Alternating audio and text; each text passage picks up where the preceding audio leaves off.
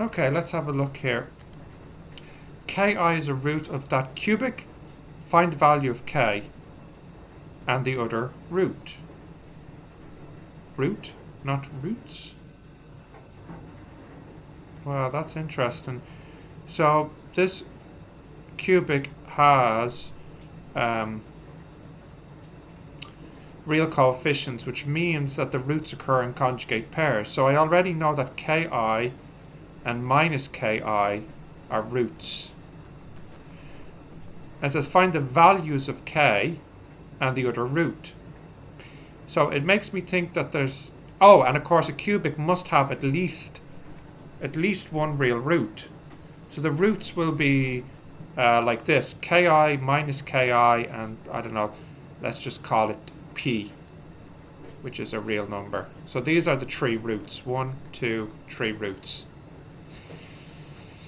Well, I mean, there's a couple of things we could do. Probably the easiest thing would be to sub in ki and solve. So that would be 3k cubed. I cubed is minus I. And then plus 9k squared. Plus 12ki minus 4 equals 0. Do you know what? That actually doesn't really help, because at the end of the day, I'm still having to solve a cubic. I kind of like my original idea. So that is to say that the roots should be z minus ik, z plus ik, and I might as well acknowledge the fact that there's a tree here, and I'm not going to have the tree from these two, so the last one will have to be something like 3k minus p. So if I multiply this out, sorry, I meant to say 3z.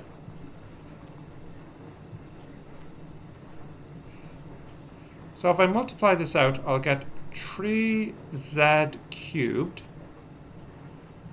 Oh, you know what? I'll multiply out the first two. That would be z squared and then plus k squared times 3z minus p, which will be 3z cubed minus pz squared plus 3k squared z minus k squared p. So 3 is 3. So that means p will have to equal 1. And then, if you look here, that means 3k squared will have to equal 12, which means k will equal 2. And if you check here, minus 2 squared is minus 4, which is right. Yeah, there we go. So the answer is k... Oh, and of course it's square root, so it's plus or minus here. K equals plus or minus 2. And the other root is from this guy here, which is p over 3, which is 1 over 3. So there you go. That's the first part solved. Yeah. Okay. Okay, I've cleared that off. Let's resume. State de Morgan's theorem. Well, we know exactly what de Morgan's theorem is. I mean, it's such a common question. Why is my pen still not working? There we go. So de Morgan said that cos theta plus I sine theta power n is equal to cos n theta plus I sine n theta, where n is an integer. So 1 plus I power 100 in polar form. Let me think about this. It's cos 45 plus I sine 45.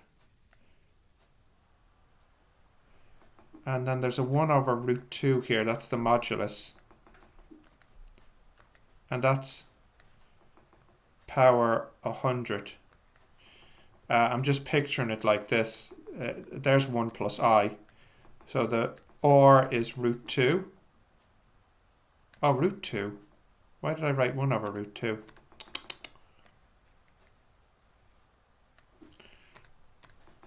Root 2. And the theta is 45 degrees. So this will equal root 2 power 100, which is the same as 2 power 50.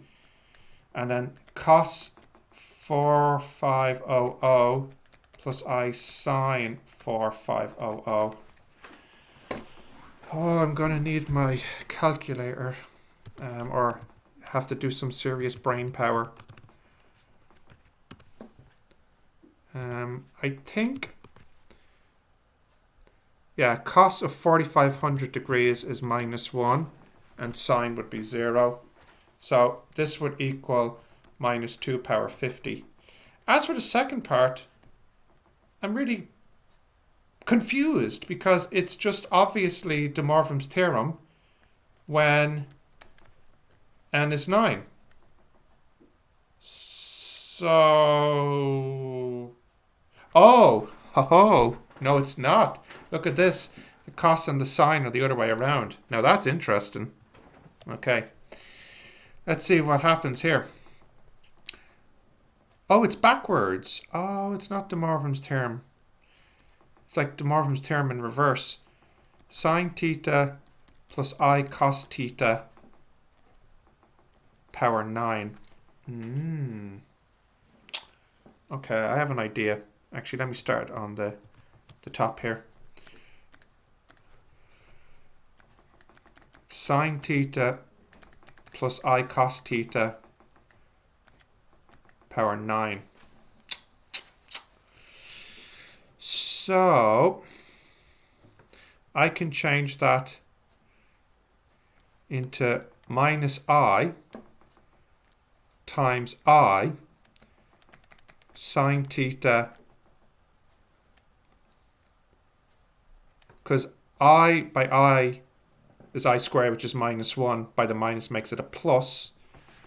And then I can change that into just minus cos theta, because minus I times -1 is plus I. So that's correct. I think I'll take out the minus now. So that would be minus I sine theta plus cos theta. So that would be I times cos theta minus I sine theta to the 9. That would be I 9. And that would be cos minus theta plus I sine minus theta, because cos is even and sine is odd, to the 9. So that's I 9 cos minus 9 theta plus I sine minus 9 theta. Okay, now what's I power 9? Let's see, I cubed. So I cubed is minus I cubed. So that'll be minus, and then I cubed again is minus I. So that's just equal to I. So if I multiply in the I, so that's just going to be I. So that would be I cos minus 9 theta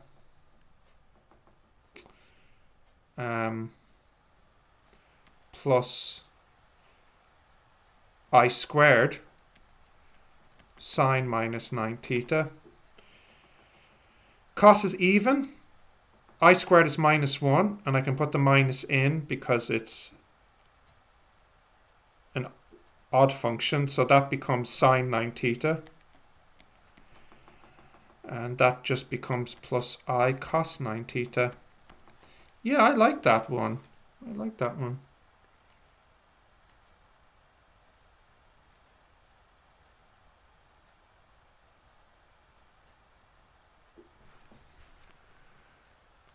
Yeah, okay.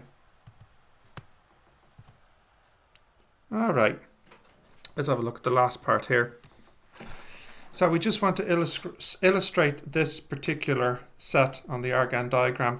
That's z minus 5 plus 4i equals 4. So just very, very quickly, that's 1, 2, 3, 4, 5, 6, 7, 8, 9, and then we'll just say that's I, 2, 3, 4, 5, 6, 7, 8, 9, etc. So it's the circle located at 5, 1, 2, 3, 4, 5, 1, 2, 3, 4, 5, 4i, 1, 2, 3, 4. So here, and it has a radius of 4. 1, 2, 3. Ah, good. So it just about touches here. And it'll just about reach the 1 there. Oh, that's supposed to be a circle now. That's the worst circle ever. But it's a circle at center of 5 plus 4i and a radius of 4. Now, it's transformed. So what does the transformation do? Let's see.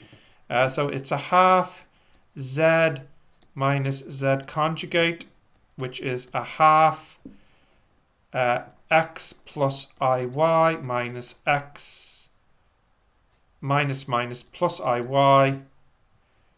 So that's 2iy over 2, which is iy, it looks like.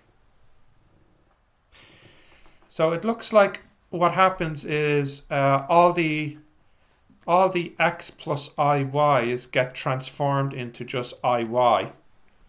So that would mean all these points here just get pushed over onto the y-axis here. And it'll go from 0 and then it will stop at the height, which would be 8i. So it just becomes, A just becomes the set yi, where y is between 0 and 8. That's what it gets transformed into. So it's almost like this gets thrown onto the imaginary axis here, is the transformation, I believe. Yeah, I think so. Hopefully I didn't do that too quick.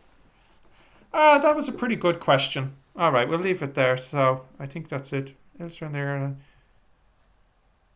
Oh yeah, that's the transformation. So I should call it something like A dash, and this is the original set A. Oh, name the transformation. Oh. I don't know what this is called. I'm not so great with my names. It's a projection onto the imaginary axis. Projection onto I-axis. I'm going to have to look up the name.